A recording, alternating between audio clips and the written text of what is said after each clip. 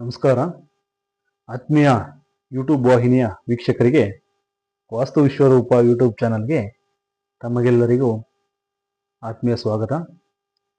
ಸ್ನೇಹಿತರೆ, ಇವತ್ತಿನ ಸಂಚಿಕೆಯಲ್ಲಿ ನಾವು ಒಂದು ಮನೆಗೆ ಪೂಜಾ ಕೋಣೆ ಅಥವಾ ಒಂದು ದೇವರ ಮನೆ ಅನ್ನೋದು ಎಷ್ಟು ಮುಖ್ಯ, ಅದೇ ರೀತಿ ಯಾವ ಸ್ಥಾನದಲ್ಲಿ ದೇವರ ಮನೆ ಅಥವಾ ಪೂಜೆ ಕೋಣೆಯನ್ನು ನಾವು ಮಾಡ್ಕೋಬೇಕು, ಹಾಗೆ ಯಾವ ಸ್ಥಾನದಲ್ಲಿ ದೇವರ ಮನೆಯನ್ನು ನಿರ್ಮಿಸಬಾರ್ದು ಎಂಬುದರ ಬಗ್ಗೆ ಇವತ್ತಿನ ಸಂಚಿಕೆಯಲ್ಲಿ ತಿಳ್ಕೊಳ್ಳೋಣ. ಸ್ನೇಹಿತರೆ ನೋಡಿ, ಇದು ಒಂದು ಮನೆ ಅಂತ ನಾವು ಭಾವಿಸಿದಾಗ ನೋಡಿ, ಇದು ಈ ಪೂರ್ವ ದಿಕ್ಕು, ಇದು ಪಶ್ಚಿಮ ದಿಕ್ಕು, ಇದು ಉತ್ತರ ದಿಕ್ಕು, ಇದು ದಕ್ಷಿಣ ದಿಕ್ಕು ಆಯಿತು. ಈ ಒಂದು ಜಾಗದಲ್ಲಿ ಮೊದಲನೇದಾಗಿ ಎಲ್ಲಿ ಪೂಜಾ ರೂಮ್ ಬರಬಾರ್ದು ಅನ್ನೋದ್ರ ಬಗ್ಗೆ ತಿಳ್ಕೊಳ್ಳೋಣ.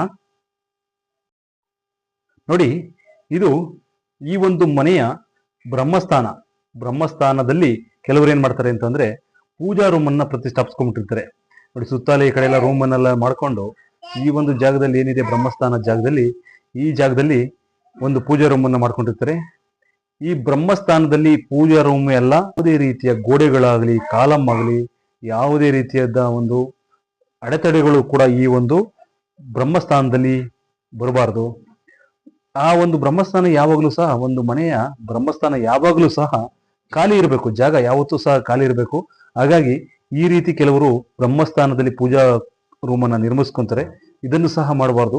ಎಸ್ಪೆಷಲಿ ಇದನ್ನ ಏನ್ ಮಾಡ್ತಾರೆ ಅಂತಂದ್ರೆ, ಈ ಒಂದು ಡೂಪ್ಲೆಕ್ಸ್ ಮನೆ ನಿರ್ಮಿಸ್ತಕ್ಕಂಥವ್ರು ಏನ್ ಮಾಡ್ತಾರೆ ಅಂದ್ರೆ, ಈ ಒಂದು ಮನೆಯ ಬ್ರಹ್ಮಸ್ಥಾನದಲ್ಲಿ ಮಾಡ್ಕೊಂಡು ಆ ಒಂದು ಪೂಜಾ ರೂಮ್ ಮೇಲೆ ಸೂರ್ಯನ ಬೆಳಕು ಡೈರೆಕ್ಟ್ಲಿ ಬೀಳಲಿ ಅನ್ನೋ ಒಂದು ಉದ್ದೇಶ ಮಾಡಿಕೊಂಡು ಸ್ಕೈಲೈಟ್ ಅನ್ನು ಓಪನ್ ತಗೊಂಡಿರ್ತಾರೆ ಒಂದು ಈ ಬ್ರಹ್ಮಸ್ಥಾನದ ಮೇಲೆ.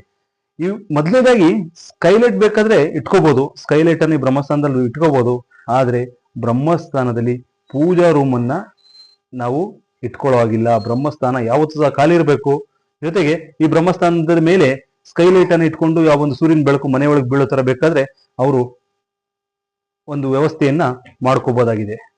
ನೋಡಿ, ಹಾಗೆ ಈ ಒಂದು ಏನಿದೆ, ಒಂದು ಚಕ್ಬಂದಿ ಏನಿದೆ, ಆಯಾ ಅಂತ ಕೊಟ್ಟಿರ್ತಾರೆ. ಎಕ್ಸಾಂಪಲ್ 25-33 ಅಳತೆ, ಅಥವಾ 21-29 ಅಳತೆ, ಅಥವಾ 25-25 ಅಳತೆ, ಅಥವಾ 23-27 ಅಳತೆ, ಹೀಗೆ ಯಾವುದಾದ್ರೂ ಒಂದು ಅಳತೆಯಲ್ಲಿ ಮನೆ ನಿರ್ಮಿಸಿಕೊಳ್ಳೋದಿಕ್ಕೆ ಒಂದು ಅಳತೆ ಕೊಟ್ಟಿರ್ತಾರೆ. ಗ್ರೌಂಡ್ ಫ್ಲೋರ್ ಅಲ್ಲಿ ಈ ತರ ಸಮಸ್ಯೆ ಬರಲ್ಲ.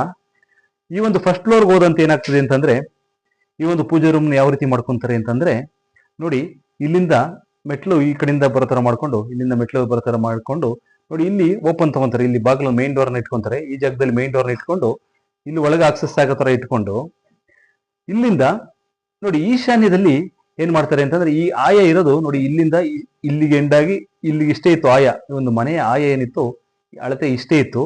ಆದ್ರೆ ಇವ್ರೇನ್ ಮಾಡಿದ್ದಾರೆ ಅಂದ್ರೆ, ನೋಡಿ ಇಲ್ಲಿಂದ ಆಚೆಗೆ ಆ ಒಂದು ಪೋಟಿಕದ ಮೇಲೇನೆ ಇಲ್ಲೂ ಸಹ ಒಂದು ಸ್ಲ್ಯಾಬ್ ಅನ್ನ ಎಕ್ಸ್ಟೆಂಡ್ ಮಾಡ್ಕೊಂಡು ಇಲ್ಲಿಂದ ಓಪನ್ ಇಟ್ಕೊಂಡು ಇದನ್ನ ಇಲ್ಲಿಂದ ತಗೊಂಡು ಈಶಾನ್ಯದಲ್ಲಿ ಪೂಜೆ ಮಾಡಿದ್ರೆ, ಈಶಾನ್ಯದಲ್ಲಿ ಪೂಜಾ ರೂಮ್ ಅನ್ನ ಇಟ್ಕೊಂಡ್ರೆ ಒಳ್ಳೇದಾಗುತ್ತೆ ಅಂತ ಹೇಳಿ ಈ ರೀತಿ ಆಯವನ್ನ ಹೊರತುಪಡಿಸಿ ಆಯೆಯಿಂದ ಆಚೆಗೆ ಒಂದು ಪೂಜಾ ರೂಮ್ ಅನ್ನ ಮಾಡ್ಕೊತಾರೆ.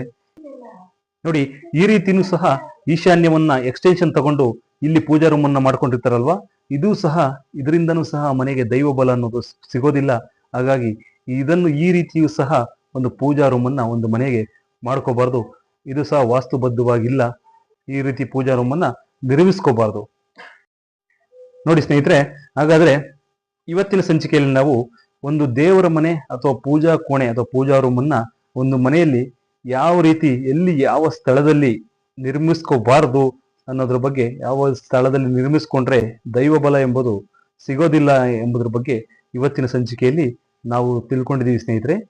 ಮುಂದಿನ ಸಂಚಿಕೆಯಲ್ಲಿ ನಾವು ಪೂಜಾ ರೂಮ್ ಅಥವಾ ದೇವರ ಮನೆಯನ್ನ ಯಾವ ಸ್ಥಳದಲ್ಲಿ ನಿರ್ಮಿಸ್ಕೊಂಡ್ರೆ ಶುಭ ಫಲವನ್ನ ನಮಗೆ ನೀಡುತ್ತೆ, ದೈವ ಬಲ ನಮಗೆ ಪ್ರಾಪ್ತವಾಗುತ್ತೆ ಅನ್ನೋದ್ರ ಬಗ್ಗೆ ಮುಂದಿನ ಸಂಚಿಕೆಯಲ್ಲಿ ನಾವು ತಿಳ್ಕೋಣ ಸ್ನೇಹಿತರೆ. ಅಲ್ಲಿಯವರೆಗೂ ಯಾರೆಲ್ಲ ನಮ್ಮ ಚಾನಲನ್ನು ಫಸ್ಟ್ ಟೈಮ್ ನೋಡ್ತಾ ಇದ್ದೀರಾ, ದಯವಿಟ್ಟು ಸಬ್ಸ್ಕ್ರೈಬ್ ಮಾಡ್ಕೊಂಡು ನೋಡಿ. ಹಾಗೆ ಪಕ್ಕದಲ್ಲಿರೋ ಬೆಲ್ಲೈಕನ್ ಅನ್ನು ಪ್ರೆಸ್ ಮಾಡಿ. ಬೆಲ್ಲೈಕನ್ ಪ್ರೆಸ್ ಮಾಡೋದ್ರಿಂದ ನಾವು ಮುಂದೆ ಮಾಡುವಂಥ ವಿಡಿಯೋಗಳು ತಮಗೆ ನೋಟಿಫಿಕೇಶನ್ ಮುಖಾಂತರ ಬಂದು ತಲುಪ್ತವೆ ಅಂತ ಹೇಳ್ತಾ ಮುಂದಿನ ವಿಡಿಯೋದಲ್ಲಿ ಸಿಗೋಣ ಸ್ನೇಹಿತರೆ. ಅಲ್ಲಿಯವರೆಗೂ ಎಲ್ಲರಿಗೂ ನಮಸ್ಕಾರ, ಧನ್ಯವಾದಗಳು.